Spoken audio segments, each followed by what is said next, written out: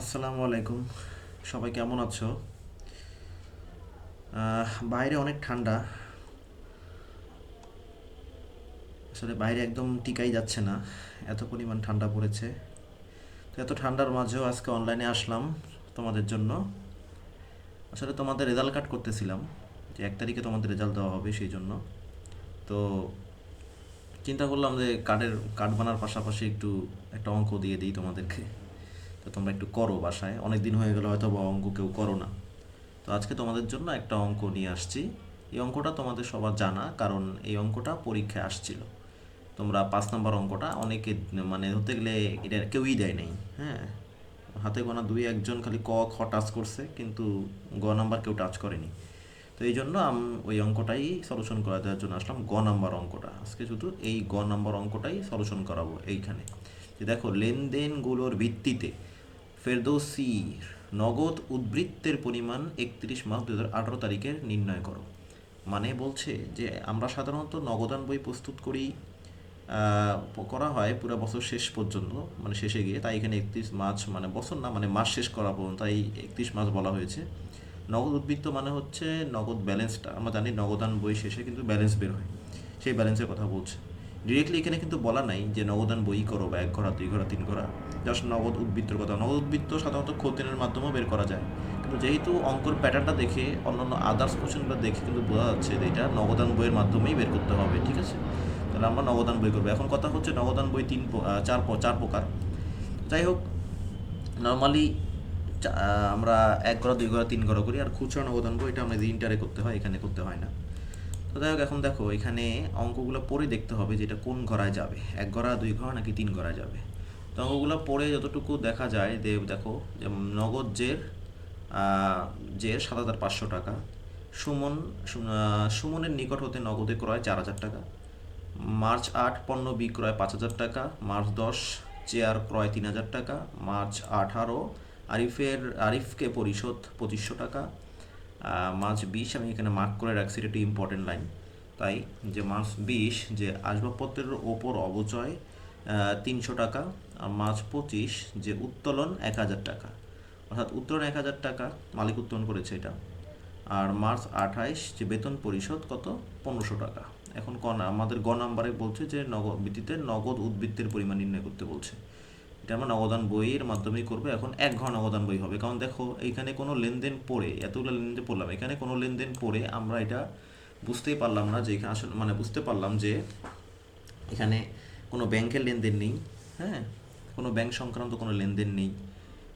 তাই আর কি এখানে ব্যাংকের কন্ট্রা এন্ট্রি নেই। তাই এখানে আমরা ধরে নিতে পারি যে এটা 1 ঘর নগদান বই। আর যেহেতু বারটাও বলা নেই, তাহলে তো 3 ঘরা হতেই পারে না, এটা সম্ভব না। ওকে, এখন আমরা সাধারণত জানি যে নগদান বই শুধুমাত্র নগদ এবং ব্যাংক সংক্রান্ত লেনদেনই কি অন্তর্ভুক্ত হয়, এবং আদার্স বাকিতে অথবা অনগদ লেনদেনগুলো অন্তর্ভুক্ত হয় না। তো চলো আমরা এই কনসেপ্ট নিয়ে করি। তো প্রথমে কি বলা আছে, নগদ জের। সব ভালো করে দেখো, নগদ জের। নগদ জের এখানে 7,500 টাকা, অর্থাৎ তোমাদের, মানে বছরের শুরুতে আমাদের হাতে নগদ আছে, মানে হাতে টাকা আছে, হচ্ছে ব্যালেন্স আছে এক কথায় 7,500 টাকা। আর তোমরা জানো জেরের কোনো জাবেদা হয় না। আর নগদ জের যেহেতু বলছে, নগদ হচ্ছে সম্পদ, আর সম্পদ সাধারণত ডেবিট ব্যালেন্সই প্রকাশ করে। তাই আমরা এখানে লিখব এই টাকাটা এখানে, এই যে এখানে দিবে। এটা কাট করবো সবার আগে, এরকম করে কাট করবো নগদান বইয়ের। আমি উপরে হেডিং দেওয়ার কথা, আমি হেডিং দেই নেই, সময় এত নাই, রাত হয়ে গেছে অনেক। যাই হোক, তো মার্চ 1 এখানে 2018 সাল দিবা, এবং মার্চ 1 এদিকে লিখবা হচ্ছে নগদ, যেদিকে লিখবা ব্যালেন্স বিডি। ব্যালেন্স বিডি মানে হচ্ছে বছরের শুরুতে নগদ টাকা ব্যালেন্স আছে 7,500 টাকা।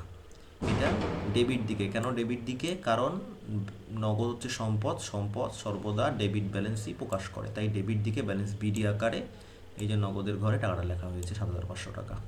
আশা করি বুঝতে পারছো। এবার 2 নম্বরটা, অর্থাৎ পরের লেনদেনটা আসি। মার্চ 4 যে সুমনের নিকট হতে নগদে ক্রয় 4,000 টাকা। সুমনের নিকট হতে নগদে ক্রয় করছো, লেখাই আছে কি নগদে, তাহলে এটা বাকি হতে পারে না, নগদ তো লেখাই আছে। এই নগদ কথা না থাকলে অবশ্যই এটা বাকিতে হতো, হ্যাঁ, তখন এটা আসতো না, কারণ নগদান বয়ে বাকির লেনদেন হয় না। তো যাই হোক, নগদে ক্রয় করছি, যেহেতু ক্রয় করলে টাকা আসে না চলে যায়, অবশ্যই চলে যায়। চলে গেলে কোন পাশে যাবে, এই যে প্রধান পাশে। ওকে, চলে গেলে প্রধান পাশে যাবে। এই যে মার্চ 4 মাস 4 তারিখ দিবা এবং লিখবা এখানে, যেহেতু পণ্য ক্রয় করছো তো লিখবা হচ্ছে ক্রয় হিসাব, ক্রয় হিসাব লিখবা এবং টাকাটা এখানে লিখে দিবা সুন্দর করে 4,000 টাকা। ওকে, তারপরে দেখো যেখানে কি বলছে যে 8 পণ্য বিক্রয় 5,000 টাকা, যেহেতু বাকিতে বলা নেই তো ধরে নিবা হচ্ছে নগদেই বিক্রয় করছে। নগদে বিক্রয় করলে হাতে টাকা আসলে কোন পাশে যায়, প্রদান না প্রাপ্তি, নিশ্চয়ই প্রাপ্তি পাশে। তো এখানে তারিখ লিখে নিবা এবং এখানে প্রাপ্তি বিক্রয় হিসাব লিখবা, কেন পণ্য যেহেতু বিক্রয় করছো আর পণ্য বিক্রয় করলে শুধু বিক্রয় লিখতে হয়, তাই এখানে বিক্রয় হিসাব টাকাটা এই যে টাকার ঘরে, টাকার তো একটাই ঘর, টাকার ঘরে লিখবা 5,000 টাকা। ওকে, তারপরে আসি যে মার্চ 10 চেয়ার ক্রয় 3,000 টাকা, চেয়ার ক্রয় 3,000 টাকা। তাহলে চেয়ার ক্রয়, চেয়ার কি আসবাবপত্র, তাহলে আসবাবপত্র ক্রয় করে টাকা আসে না যায়, চলে যায়, তাহলে চলে যাবে কোথায় যাবে, প্রদানের ঘরে। হ্যাঁ, লিখবা হচ্ছে আসবাবপত্র হিসাব, আসবাবপত্র হিসাব, আর এখানে টাকার ঘরে হচ্ছে 3,000 টাকা।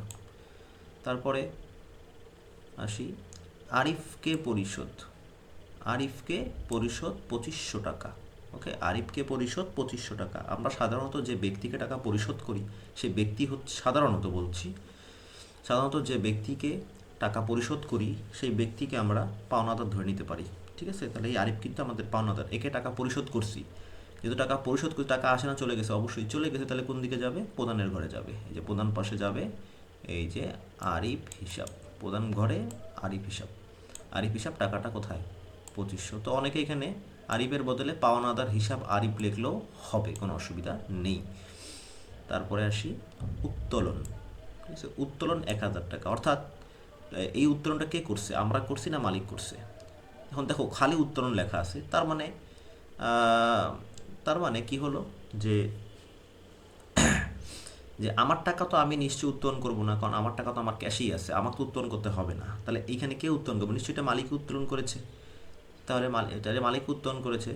আর আমরা তোমাকে ক্লাসে বলছিলাম মালিক উত্তোলন করলে উত্তোলন হিসাব লিখতে হয়, যেহেতু মালিক টাকাটা উত্তোলন করেছে, টাকাটা আসে না চলে গেছে, নিশ্চয়ই চলে গেছে, টাকাটা চলে গেলে কোন পাশে, প্রধান পাশে, তাহলে আমরা লিখবো প্রধান পাশে এই যে উত্তোলন হিসাব, টাকাটা এই যে 1,000 টাকা উত্তোলন হিসাবে টাকার ঘরে। তবে একটা মিসিং হয়ে গেছে আমার এখানে, এই যে মার্চ 20, এই যে এইটা এখন আলোচনা করতে পারিনি, মার্চ 20 আসবাবপত্রের ওপর অবচয় 300 টাকা, এটা কেন নগদান বই আসলো না। এখন দেখো তোমাদেরকে বলছিলাম অবচয় হচ্ছে স্থায়ী সম্পদ ব্যবহারজনিত ক্ষয়ক্ষতি, অর্থাৎ একটা স্থায়ী সম্পদ আমরা ব্যবহার করে যে ক্ষয়ক্ষতি করি সেটা হচ্ছে অবচয়। তো অবচয়ের যে টাকাটা এটা কিন্তু আমরা নিজের পকেট থেকে পরিশোধ করি না। ঠিক আছে, এটা একটা অনগদ লেনদেন, এটা নগদ লেনদেন না, এটা আমরা নিজের পকেট থেকে দেই না, এই খরচটা প্রতিষ্ঠানেই থেকে যায়। ঠিক আছে, এটা খরচটা প্রতিষ্ঠানেই থেকে যায়, এটা নগদ টাকায় পরিশোধ করা হয় না, তাই এটা একটা অনগদ লেনদেন, তাই এই অবচয়টা নগদান বইয়ে আসলো না। তো এটা তো করাইলাম 25। এবার মার্চ 28 বেতন পরিশোধ 2500 টাকা, আমরা বেতন পরিশোধ করেছি, বেতন পরিশোধ করলে টাকা আসে না চলে যায়, চলে যায়, তাহলে এই পাশে লিখবা বেতন পরিশোধ, তাহলে লিখবা হচ্ছে বেতন হিসাব, বেতন হিসাব লিখে টাকাটা এই যে এই পাশে 2500 টাকা এই পাশের ঘরে। তো এইটুক হয়ে গেছে, এখন আমাদের কি করতে হবে, দেখতে হবে যে এই দিকের টাকার ঘর মানে টাকার অ্যামাউন্ট যোগ করলে বেশি হয় নাকি এই দিকের টাকার অ্যামাউন্টগুলো যোগ করলে বেশি হয়। তো নর্মালি আমরা দেখে বুঝতে পারতেছি যে এই দিকের টাকার অ্যামাউন্ট যোগ করলে বেশি হয়। তাহলে 7,500 টাকা আর 5,000 টাকা যোগ করলে হচ্ছে 7 5 হ্যাঁ 12,500 টাকা, তো লেখা লেখা যায় হচ্ছে 12,500 টাকা। ওকে, দিয়ে এখানে ডবল দাগ দিয়ে বন্ধ করবেন, তারপর আবার এখানে আসবেন, তারপর এখানে এখন এইটাও আবার লিখবেন একই টাকা 12,500, এই টাকাটাই এখানে ট্রান্সফার করবেন, কোন টাকাটা, এই যে এই টাকাটাই এখানে কি করবেন, ট্রান্সফার করবেন। ওকে, এখন এই 12,500 টাকা থেকে, এই 12,500 টাকা থেকে এই 1,500, 1,000, 2,500, 3,000, 4,000 এই সব যদি আমরা মাইনাস করতে পারি তাহলে কয় টাকা থাকে, করি তাহলে 500 টাকা থাকে, যে 500 টাকা আমরা লিখলাম। ওকে, তাহলে এখন এই টাকাটার নাম কি, এই টাকাটার নাম হচ্ছে ব্যালেন্স সিডি। ওকে,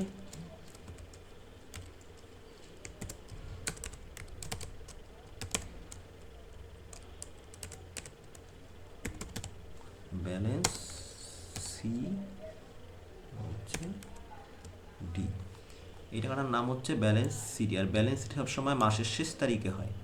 এই টাকাটার নাম হচ্ছে ব্যালেন্স সিডি, যেটা বিয়োগ করে যেটা বের হবে এই 12,500 থেকে এই সবগুলা বিয়োগ করে যেটা হবে সেটাই হচ্ছে, বিয়োগ করে যেটা বাঁচবে সেটা বাঁচছে হচ্ছে 500 টাকা, এটা হচ্ছে balance CD.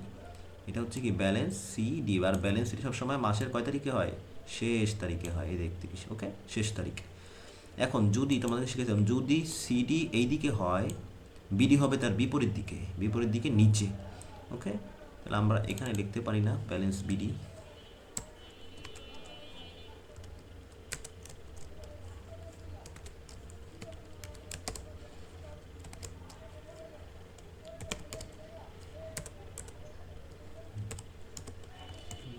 B balance BD, balance BD. আর ব্যালেন্স বিডি তোমরা তো সবাই জানো, ক্লাসে শিখাইছি, ব্যালেন্স বিডি সবসময় মাসের পরবর্তী মাসের পয়লা তারিখে হয়। তাই মার্চের পরে মাস এপ্রিল,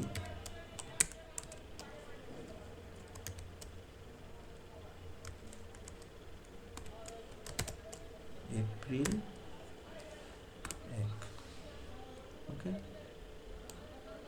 এপ্রিল 1, এপ্রিল 1, তাহলে কি হলো পরবর্তী মাসের পহেলা, এই যে এপ্রিল 1 ব্যালেন্স বিডি। আর টাকাটা কোনটা? এই যে সিডির যে টাকাটা আছে, এই 500 টাকা যেটা সিডি হয়েছে ওটাই হবে পরবর্তী মাসে বিডি, এটা হচ্ছে 500। এখন কথা হচ্ছে যে এই 500 টাকা দিয়া আবার কি হবে, এপ্রিল মাসের ব্যালেন্স বিডি হিসাবে দেখায় আবার ব্যবসা শুরু করতে হবে, ঠিক আছে। তাহলে এটাই হচ্ছে এক ঘোড়া নগদান বইয়ের পুরো অংশটা তোমাদের সামনে উপস্থাপন করলাম। তোমরা এইটা তুলে নিবা বা স্ক্রিনশট করে নিয়ে তোমরা এটা প্র্যাকটিস করবা। চেষ্টা করব এখন রেগুলার কয়েকটা ক্লাস দিতে, কারণ অনেক দিন তো গ্যাপ পড়ে গেল। তোমাদের রেজাল্ট কার্ডটা হয়ে গেলে আমি একটু রেগুলার আপলোড করার চেষ্টা করব কিছু অঙ্ক, যেগুলা ইম্পর্টেন্ট, পরীক্ষার জন্য খুবই ইম্পর্টেন্ট। তোমরা এখন 10-এ উঠেছো, তোমাদের প্রত্যেকটা মানে প্রতিটি সময় এখন খুবই গুরুত্বপূর্ণ। তাই তোমরা অবশ্যই পড়ার টেবিলেই থাকবা, যতই ঠান্ডা হোক কিছু হোক তোমাকে থেমে থাকা যাবে না, পড়তেই হবে, তাহলে তোমাদের সাফল্য আসবে।